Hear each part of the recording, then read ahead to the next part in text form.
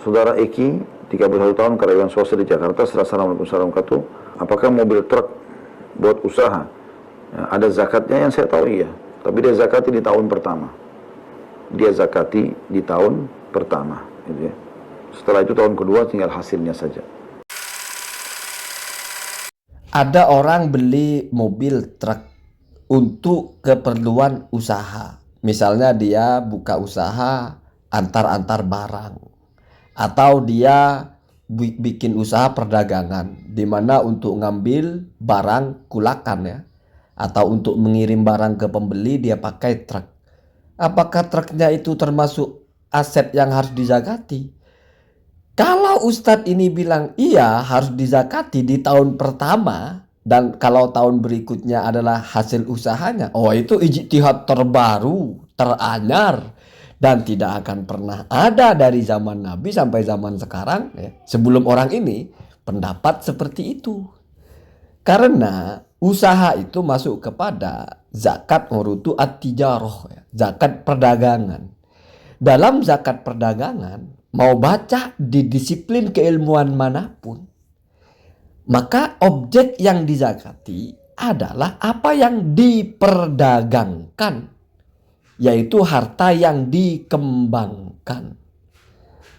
Kalau mobil digunakan untuk transport jual beli barang, maka yang dizakati adalah barang yang diperjualbelikan, bukan termasuk mobilnya. Satu. Yang kedua, sepertinya belum pernah ada ulama fikih manapun yang membuat aturan bahwa zakat itu tahun pertama mobilnya, kemudian tahun berikutnya hasil usahanya. Maka ya anggap ini adalah ijtihadnya Ustadz Khalid Basalamah. Makanya dia bilang setahu saya. Ya bagi saya wajar saja orang berijtihad itu ketika dia layak gitu. Kalau bagi Anda Ustadz Khalid ini sudah layak untuk berijtihad membuat hukum baru, ya silakan ikuti. Tetapi Anda tanya kepada siapapun asal ngerti, tidak akan pernah ada aset yang digunakan untuk alat usaha itu dizakati.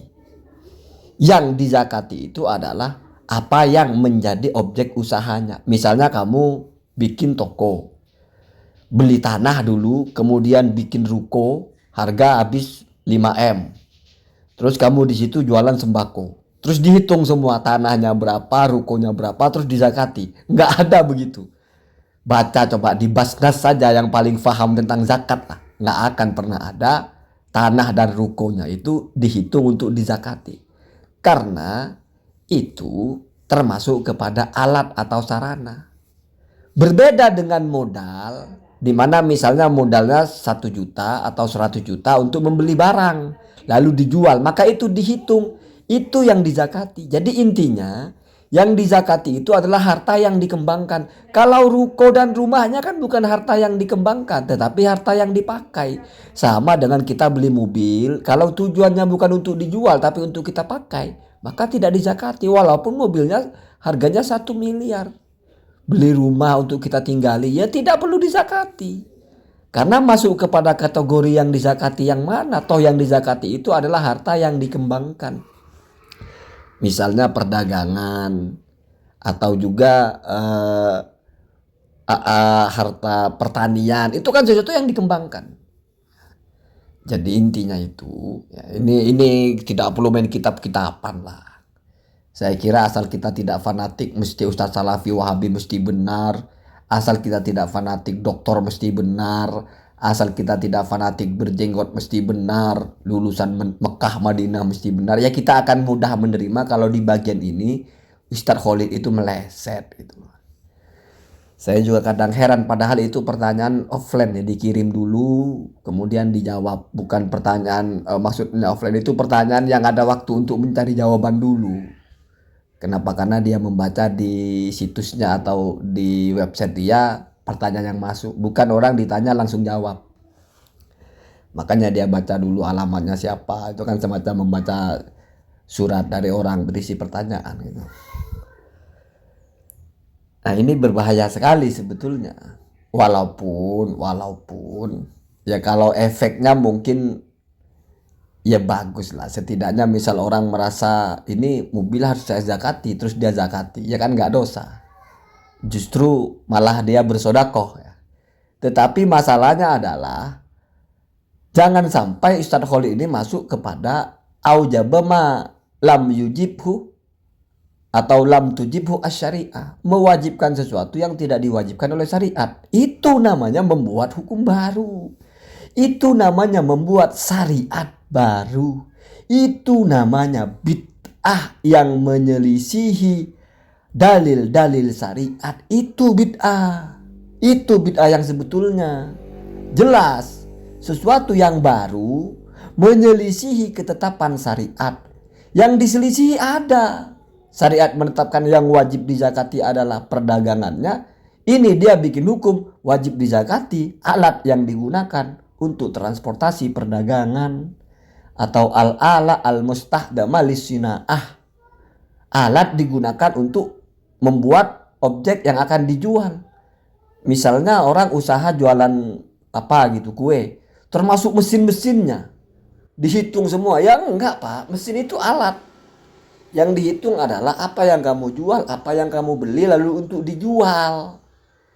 Kita beli alat, kita beli prasarana bukan untuk dijual, tetapi untuk menunjang usaha.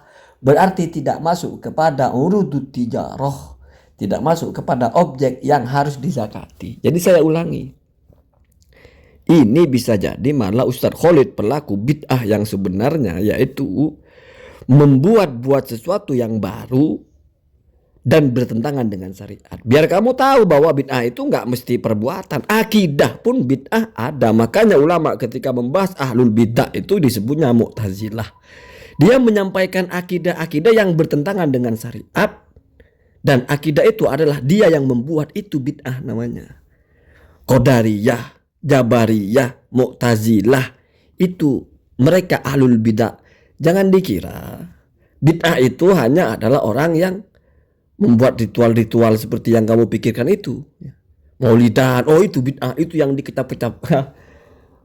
Giliran sesuatu yang masih ikhtilaf, bahkan ulama-ulama selevel Imam Ibnu Hajar mengatakan itu hasanah, dikecam-kecam. Tidak ada bid'ah yang baik. Tapi di sisi lain, buat-buat hukum baru. Itulah kadang-kadang kita bahasa ulama dulu itu. Yafirruna min syai'in wahum yaqauna fihi. Mereka merasa lari dari sesuatu padahal mereka terjerumus di situ. Waliyadzubillah. Jadi ingat, kamu beli mobil, beli rumah, beli tanah, beli apapun itu wajib dizakati kalau sampai kepada nisab dan sudah sampai 1 tahun, apabila tujuan membelinya adalah untuk diperjualbelikan.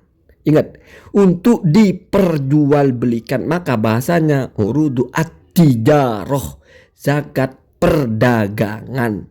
Kalau tujuannya bukan untuk diperjualbelikan, tetapi untuk dipakai untuk apapun, termasuk dipakai untuk melancarkan usaha, itu maka tidak termasuk kepada yang wajib dizakati.